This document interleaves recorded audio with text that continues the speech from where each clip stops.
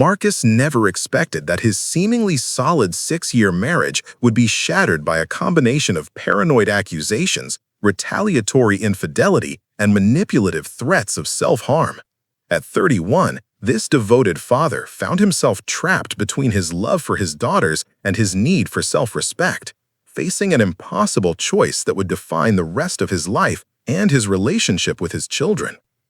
The foundation of Marcus and his 28-year-old wife Elena's relationship had seemed strong throughout their 8 years together, including 6 years of marriage.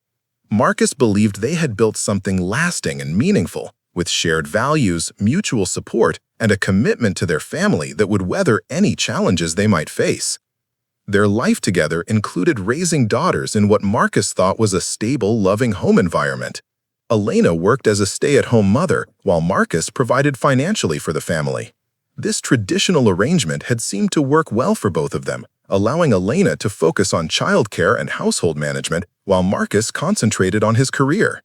The couple had established routines and systems that supported their family life, including hiring an 18-year-old babysitter who lived on their street. This babysitter arrangement was entirely Elena's initiative. She had found the girl, hired her, and maintained all communication with her.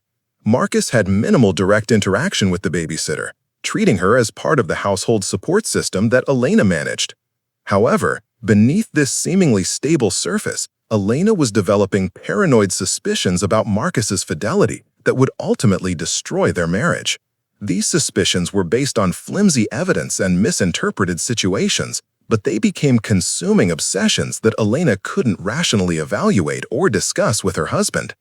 The devastating discovery of Elena's betrayal came about through pure chance rather than any deliberate investigation on Marcus's part. He happened to come home early from work one day, arriving at a time when Elena didn't expect him and wasn't prepared to conceal her deceptive behavior. Marcus walked into his own home to hear Elena engaged in an explicit sexual conversation with another man, describing in graphic detail what she wanted him to do to her. This wasn't a brief, ambiguous conversation that could be misinterpreted.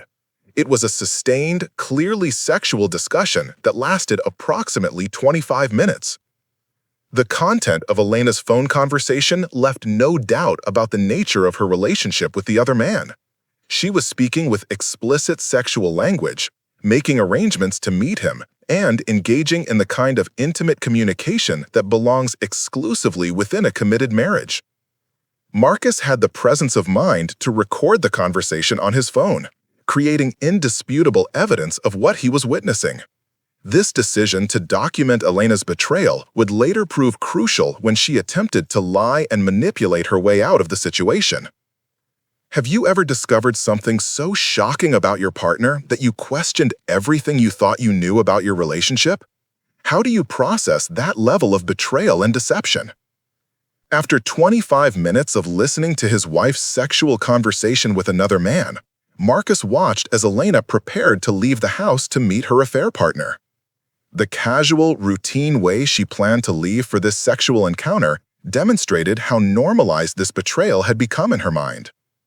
When Elena walked from the kitchen into the living room, she immediately realized that Marcus had heard her conversation.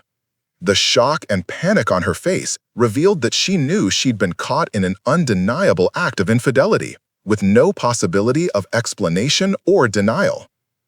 Elena's first instinct was to lie, claiming that she'd been talking to her best friend about meeting for drinks. This immediate attempt at deception showed her willingness to continue lying even when caught red-handed, suggesting that dishonesty had become her default response to relationship challenges. When Marcus played back the recorded conversation, Elena's lies crumbled instantly. There was no way to reinterpret or explain away the explicit sexual content and arrangements to meet for physical intimacy. Faced with undeniable proof, Elena broke down crying and begged Marcus not to leave her. Marcus's fury was entirely justified given what he'd discovered. His need for space and time to process this betrayal was a reasonable response to learning that his wife had been conducting an affair. However, Elena's reaction to his attempt to leave revealed additional manipulative and concerning behaviors. When Marcus tried to leave the house to get the space he needed, Elena physically prevented him from leaving and threatened to harm herself if he departed. This threat of self-harm was a manipulative tactic designed to control Marcus's response and prevent him from taking the time he needed to process her betrayal. Threats of self-harm in response to relationship consequences represent a form of emotional manipulation that attempts to make the betrayed partner responsible for the cheating partner's well-being. This tactic shifts focus from the infidelity to the immediate crisis of potential self-harm, effectively preventing the betrayed partner from addressing the original problem. How do you respond when someone threatens self-harm to prevent you from leaving or addressing their betrayal? What's the difference between genuine mental health crisis and manipulative threats? Under pressure from Elena's threats and emotional breakdown, Marcus began seeking information about her affair. He learned that Elena had been involved with a man who worked for her father's company, adding a layer of family connection and potential professional complications to the betrayal. When Marcus asked whether Elena's family knew about the affair, she said they didn't. This suggested that Elena understood the wrongness of her actions and had been deliberately concealing them from family members who might disapprove or intervene. Elena's explanation for her infidelity revealed the paranoid thinking that had justified her betrayal in her mind. She claimed that she had cheated because she believed Marcus was having an affair with their 18-year-old babysitter, an accusation that was both baseless and deeply troubling. The evidence Elena cited for her suspicions was laughably thin and easily explained. She claimed to have found blonde hair in their bed, despite the fact that hair can come from many sources and doesn't indicate sexual activity. She complained that the babysitter dressed inappropriately when Marcus was home, though as the person who hired and communicated with the babysitter, Elena controlled these interactions. Most bizarrely, Elena claimed she had found the babysitter in Marcus's closet when she came home. This accusation was so outlandish that it suggested either complete fabrication or severe misinterpretation of an innocent situation, such as the babysitter retrieving something that had been left there. Marcus's response that these accusations were all in her head and that Elena needs serious help was accurate. Elena's suspicions were based on paranoid thinking rather than actual evidence, and her decision to retaliate with infidelity rather than communicate her concerns showed serious problems with her judgment and communication skills. The fact that Elena had hired the babysitter, managed all communications with her, and controlled the circumstances of her presence in their home made her jealousy accusations particularly irrational. If Elena truly believed there was inappropriate contact between Marcus and the babysitter, she could have simply ended the employment relationship. Is it ever acceptable to cheat on your partner because you suspect they're cheating on you? How should couples handle suspicions and accusations of infidelity without destroying their relationship? In the aftermath of the discovery, Marcus made the difficult decision to remain in the house temporarily despite his emotional pain and desire to leave. His motivation was protecting his daughter from the trauma of family conflict during her birthday week, demonstrating his commitment to his children's well-being even during his own crisis.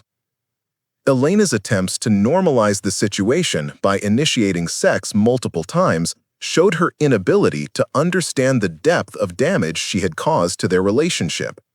Her expectation that physical intimacy could resume normally after such a betrayal revealed a profound disconnect from the emotional reality of infidelity's impact.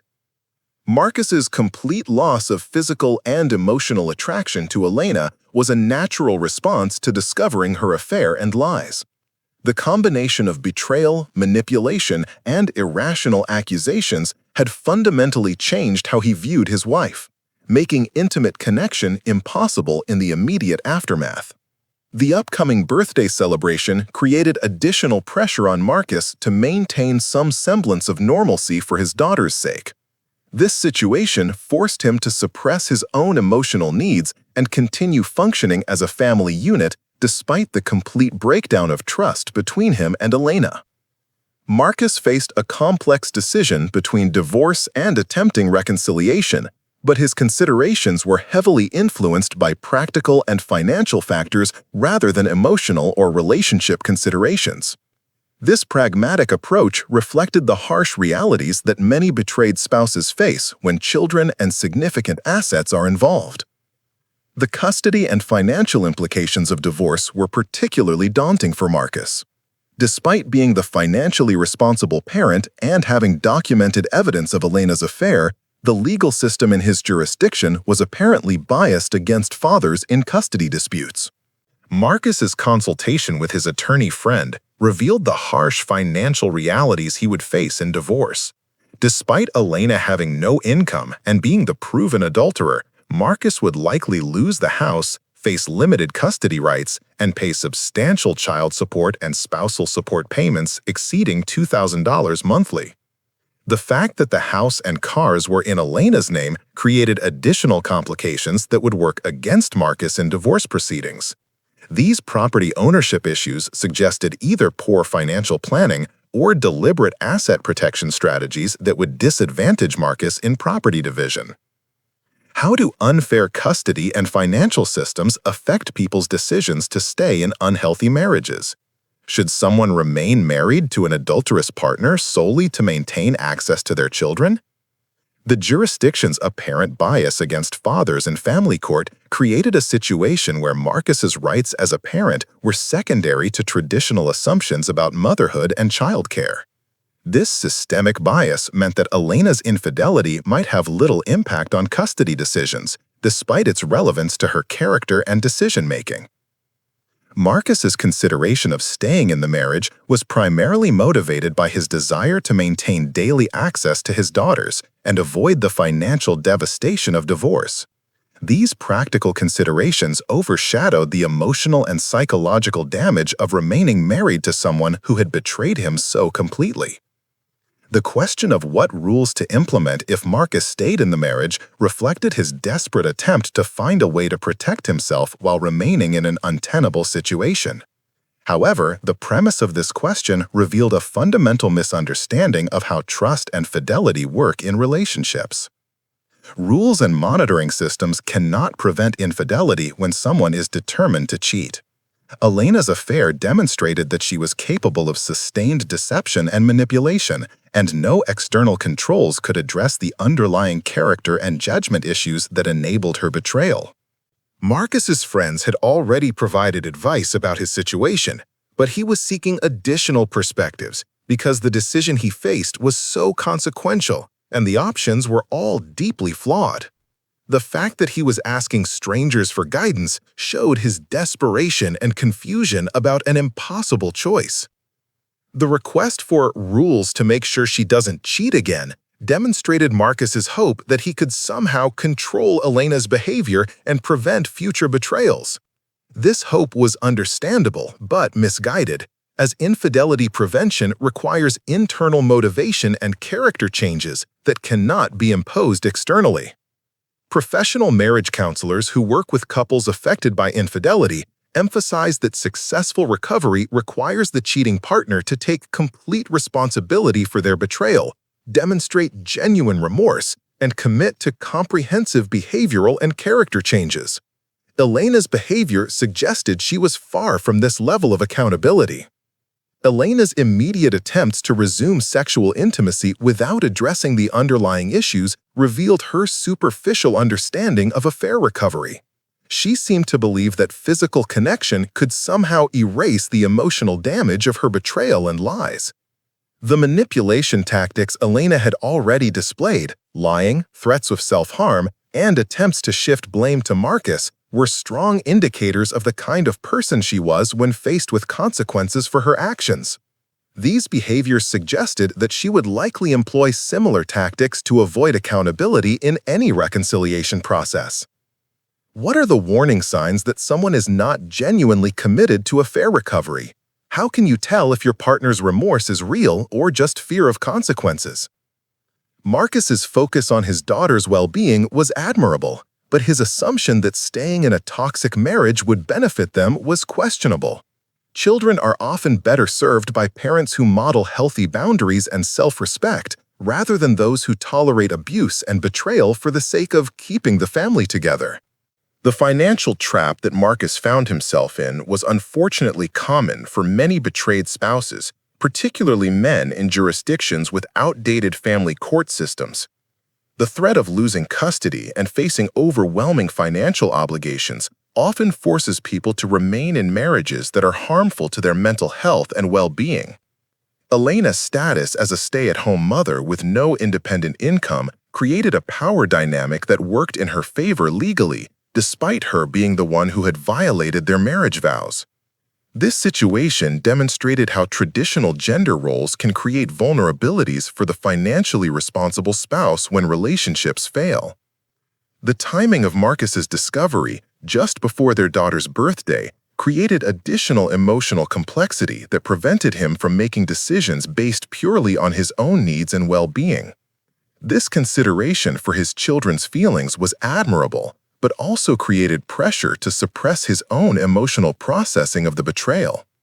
Marcus's mental state, described as being all over the place, was entirely normal for someone who had just discovered such comprehensive betrayal and manipulation. The combination of infidelity, lies, threats, and irrational accusations would challenge anyone's ability to think clearly and make sound decisions. The question of whether to divorce or stay represented a false choice in many ways. Marcus was essentially being forced to choose between financial and custody devastation or accepting a marriage with someone who had proven herself capable of sustained deception, manipulation, and irrational paranoia. Professional therapists often recommend that major life decisions should not be made in the immediate aftermath of discovering infidelity, as the trauma and emotional volatility make clear thinking difficult. However, Marcus's practical constraints and Elena's ongoing manipulative behavior made patient deliberation challenging.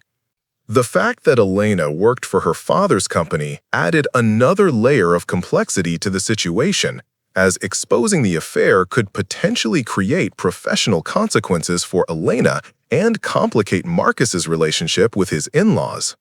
This family business connection gave Elena additional motivation to contain the fallout from her betrayal. Elena's paranoid accusations about the babysitter suggested possible mental health issues that went beyond simple marital dissatisfaction or poor judgment. The irrational nature of her suspicions and her retaliatory infidelity indicated problems that would likely require professional intervention to address. The age difference between Marcus, 31, and the babysitter, 18, made Elena's accusations particularly inappropriate and potentially damaging. Even if Marcus had been interested in the babysitter, which there was no evidence for, Elena's response should have been communication and boundary setting rather than retaliatory cheating. Marcus's situation illustrated how infidelity often involves multiple forms of abuse, not just the sexual betrayal, but also lying, manipulation, threats, blame shifting, and attempts to rewrite history. Each of these behaviors represented a separate violation of trust that would need to be addressed in any recovery process. The question of implementing rules to prevent future cheating revealed Marcus's understandable but misguided belief that external controls could solve internal character problems.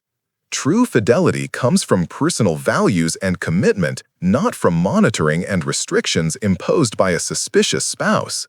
Ultimately, Marcus faced a choice between his financial security and custody rights versus his emotional well-being and self-respect.